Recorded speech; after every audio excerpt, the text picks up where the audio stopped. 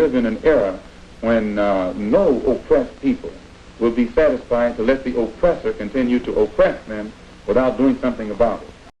That Paul Robeson is probably not known by the vast majority of the younger radical black and Asian and white activists around. And that's why the Malcolm X movement, who know some of what he did and achieved, thought it so important on his 40th anniversary of his passing that we hold this event. And we're really delighted that it's a packed room and that we have some of the best speakers of the black radical and the black anti-imperialist tradition and wider than that on the panel today. So I'm just going to do a few words of introduction about Paul Robeson. My father was a slave and my people died to build this country, and I'm going to stay here and I'm going to have a part of it just like you, and no fascist minded people would drive me from it. Is that clear? Was the response that this great man gave to the way he was witch hunted in the so-called House of Un-American Activities, which was nothing but, welcome brother, which was nothing but a witch hunt against the revolutionary forces of the land that it's called United States of America, which is nothing but a white settler colonial entity. And the reason I give this particular quote is I am no apologist for, I will not allow to pass, and I will not compromise and capitulate to the very evident rise of the new racism and the new fascism that we're facing today, which is being primarily targeted against racialized refugees and immigrants coming to Europe.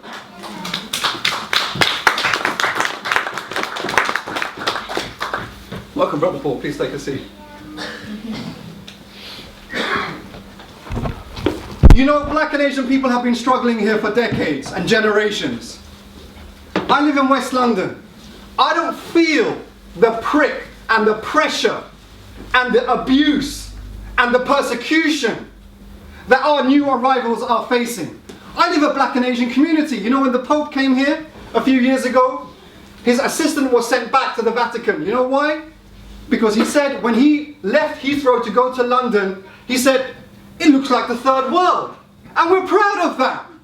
You can't loot our countries for centuries and not expect us to follow the looters, the rapists, the colonialists to their centers of organization. And the main center of organization of colonial oppression and imperialism for 5 centuries and continuing is here. We're on the edge of it. Right here in the capital mile of this, the heart of whiteness on the globe today.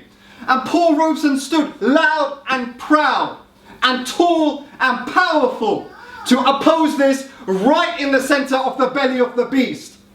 I'm just not going to have it, and the Malcolm X movement are just not going to accept that the fact that we, some of us black and Asian people, have become the new little Obamas, the new little Sadiq Khans, the new little Chuka Amunas, the new little Bombi Jindals, the new little Priti Patels. We, some of us, are still not interested in collaborating with our enemy and jealously guarding those few crumbs that we've managed to snatch from the imperialist table, and then tell our rest of our brothers and sisters who are escaping the very wars that this regime here is inflicting upon them, that you are not welcome, you are just a bunch of raping, culturally inapplicable, disharmonious, infiltrating, destabilizing force. No, brothers and sisters, the new influx of our black and brown people into Europe is only part of the intergenerational struggle, not only to chase the white man out of our homelands,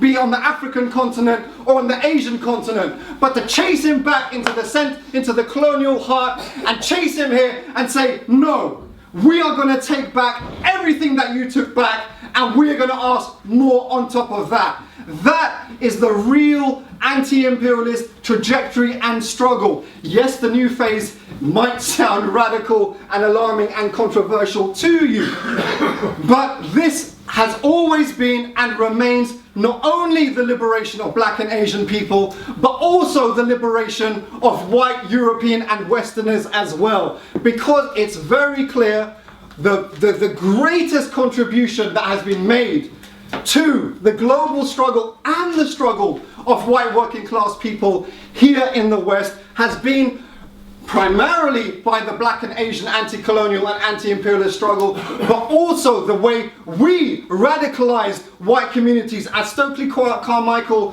Kwame Ture said, why do you think the hippies and the yippies grew their hair like they did? You have even this racist, what's he called, that guy? That racist guitarist who supported the National Front, Eric Clapton, who was the first white man in London, he says, to get a perm. Why did he get a perm? Because he wanted to look like Jimi Hendrix, right? But at the same time, he's a racist and he opposed immigration into the West, right? So even a racist like Eric Clapton referenced the fact that he wanted to be black like the radicals, and Jimi Hendrix, by the way, supported the Black Panther Party and gave money to it as well.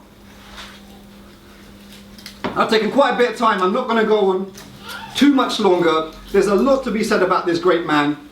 The rest of the speakers will, I'm sure, fill in the gaps, but just a few things about Paul Robeson. He was one of the first successful and excelling black students at one of the most prestigious institutions of Yankee brainwashing, otherwise known as universities, at Rutgers University. Because he studied there and he was a confident black young man, he was beaten up by the white members of the American football team. It was a pretty brutal beating that he got. He got bones broken and fingernails pulled out by them. Nevertheless, this was part of the schooling of the fearless nature of Paul Robeson. When it comes to the cultural struggle, we owe much, and also this country as well, owes much to Robeson's contribution in terms of singing, the arts, and theatre. He famously played Othello in the production here. He famously featured in the film about the Welsh striking miners, Proud Valley I think it was called, if I'm not mistaken. Right? He was an incredibly prolific man, and of course he stood very loud and proud and uncompromising in supporting the anti-colonial and socialist and communist movements and revolutions across the world, including, it's just beautiful and just profoundly beautiful things. He sung the Chinese national anthem of the Chinese communists. He sung the Soviet national anthem. He was someone who saw the interwoven and the interconnections of the liberation of all of our peoples, that the liberation of any one section of our people is tied and necessitates and is a precondition to the liberation of another section of our people. But his focus was on Africa as well. I've got quotes from him, which I'm not going to read from all of them, but he put emphasis on the cultural struggle of being African and respecting the African cultural contribution to world culture, to humanity's culture. And he said that if I have studied, and he reflected on his own inferiority complex. He said, but I studied African culture and I recognized it was at least the equal to any other people's culture in the world. And he said, well, if that's the case, then doesn't it push back and make a rubbish of the colonial claim that colonial people of the colonially oppressed people of Africa cannot govern themselves for another few generations at least? He says, no, African people and what they've contributed is an equal contribution at least to any other people. He talked about Bandung, like Malcolm X. He talked about the importance of Bandung, and he says, how I should have loved to be at Bandung. It's my profound conviction that the very fact of the convening of the conference of Asian and African nations at Bandung, Indonesia, in itself will be recorded as an historic turning point in all world affairs. A new vista of human advancement in all spheres of life has been opened by this assembly. He said that in 1955, at the very time that Bandung took place. And Bandung was the framework of united struggle that Malcolm X also emphasized as well in his speeches. He defended Moscow, he defended China, he defended the socialist gains. And this really at a time of utter political confusion, which is resulting in two collapses basically, and I'll finish with this. On the one hand, as the imperialist crisis deepens, political confusion very deliberately, and there's two sabotages that we fall for. On the one hand, it's imperialist liberalism, that we think Corbyn is going to deliver us into some kind of socialist struggle, utopia and paradise. That Syriza are going to deliver us to that. That Podemos are going to deliver us into that. We've been here 100 years ago with the Second International. If you want to study what they did, where they were much more militant, they had workers' militias at that time, they were much more radical. Study that experience to inform whether you think these new fake saviors are going to save us from the deepening imperialist crisis. Whether we can ally with them tactically, I'm open to that suggestion, but it's not the answer. The other thing that we fall for is the right wing of imperialism, where these racist and fascist ideas, as I talked to you about immigration, is being internalized en masse, not only amongst black and Asian communities, but also global South radicals as well, particularly in the very awkward juxtaposition and contradiction, for example, in the spheres of Syria, where on the one hand you have NATO putting its supremacist death squads to destroy the place. On the other hand, the Syrian resistance, which I support of the government, also is supported by Western fascists as well. This is a fact. We have to face this. We can't avoid it because they're proliferating everywhere. With no more said, I'm going to welcome our guest speakers this evening.